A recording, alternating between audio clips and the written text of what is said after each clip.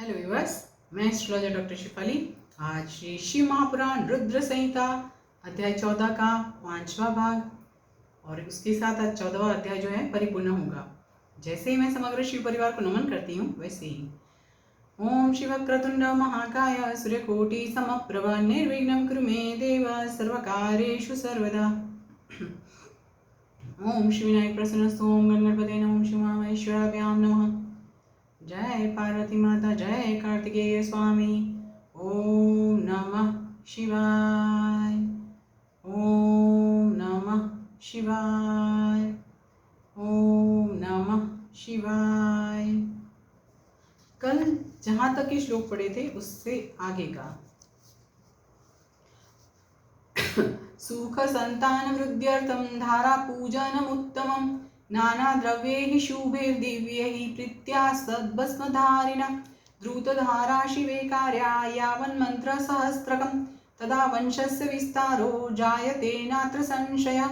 एवमयूतमन्त्रेण कार्यं वै शिवपूजनं प्रमेह रोगशान्त्यर्थं प्राप्नुयाच्च मनीप्सितम्।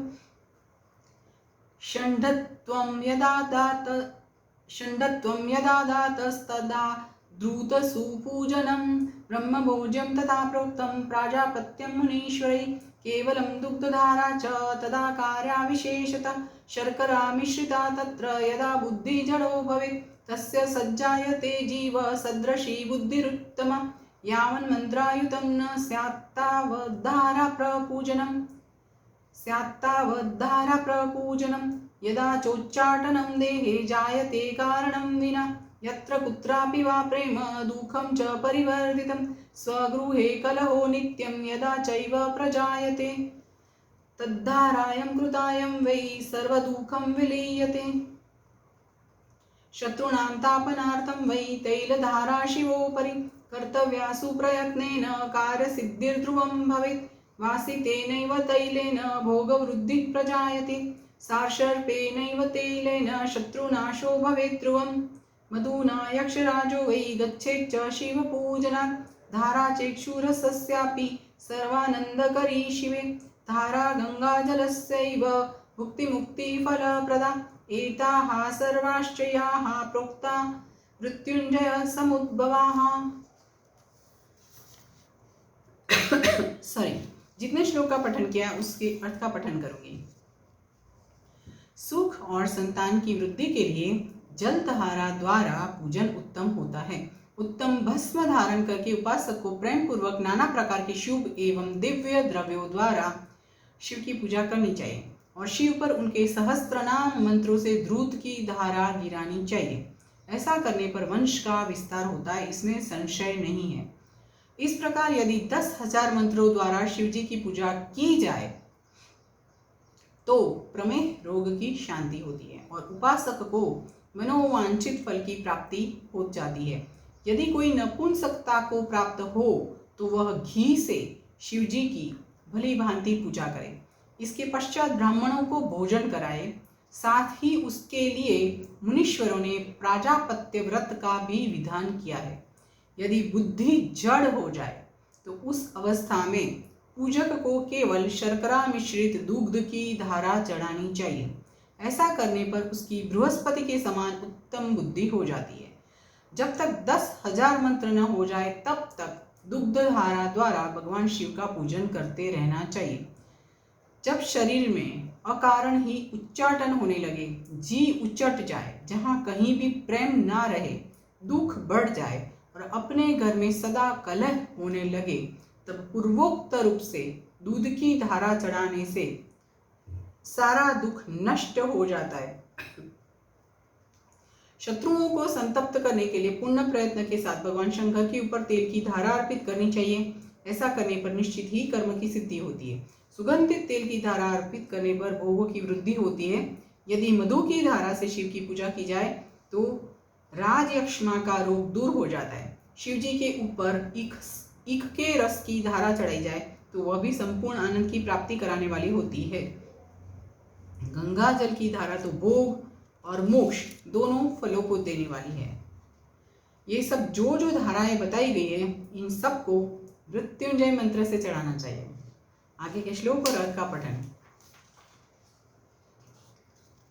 तत्रायुध प्रमाणं हि कर्तव्यं तद्विधानतः कर्तव्यं ब्राह्मणानां च भोज्यं वै रुद्रसंख्यया एतत्ते सर्वमाख्यातं यत्पृष्टो अहं मुनीश्वर एतद्वै सकलं लोके सर्वकामहितावहं स्कन्दो मा सहितं शम्भुं सम्पूज्य विधिना सह यत्फलं लभते भक्त्या तद्वदामि यथाश्रुतम् अत्र भुक्त्वाखिलं सौख्यं पुत्रपौत्रादिभिः शुभम् ततो याति महेशस्य लोकं सर्वसुखावहं सूर्यकोटिप्रतीकाशैर्विमानैः सर्वकामगैः रुद्रकन्यासमाकीर्णैर्गेयवाद्यसमन्वितैः क्रीडते शिवभूतश्च यावदा भूतसम्प्लवं ततो मोक्षमवाप्नोति विज्ञानं प्राप्य चाव्ययम् सॉरी, जो श्लोक पठन कर रही थी उससे आगे कि ये जो भी पूजाएं बताई है, जिसी भी रीज़न से, रोग नाश के लिए, मधु प्रमेय के लिए, उच्चाटन जैसे मन में घर में कलह है उसके लिए, सब में मंत्रोच्चार जो बोलना है ना, वो महामृत्युंजय मंत्रोच्चार बोलना चाहिए, ऐसा यहाँ शिव पुराण में बताया गया है। उससे आगे उसमें भी उक्त मंत्र का विधानतः 10,000 जाप करना चाहिए और 11 ब्राह्मणों को भोजन कराना चाहिए। हे मुनीश्वर, जो आपने पूछा था वह सब मैंने आपको बता दिया। संसार में सदाशिव की यह पूजा समस्त कामनाओं को पूर्ण करने में समर्थ और सफल है। भक्तिपूर्वक यथाविधि स्कंद और उमा के सहित भगवान शंभु की पूजा करके भक्त जो फल प्राप्त करता है, उसे जैसा सुना है वैसा ही कह रहा हूँ। वह इस लोक में पुत्र पौत्र आदि के साथ समस्त सुखों का उपभोग करके अंत में सभी सुखों को देने वाले शिवलोक को जाता है। वह भक्त वहां करोड़ों सूर्य के समान देदीप्यमान तथा सभी कामनाओं को पूर्ण करने वाले विमानों पर गान वाद्य यंत्रों से युक्त रुद्र कन्याओं से घिरकर बैठे हुए शिव रूप में प्रलय पर्यंत क्रीड़ा करता है। तदनंतर अविनाशी परम ज्ञान को प्राप्त करके मोक्ष को पा लेता है।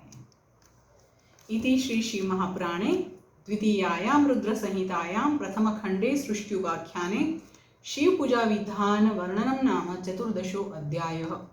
इस प्रकार श्री शिव महापुराण के अंतर्गत द्वितीय रुद्र संहिता के प्रथम खंड में सृष्टि उपाख्यान में शिव पूजन वर्णन नामक 14वां अध्याय पूर्ण हुआ।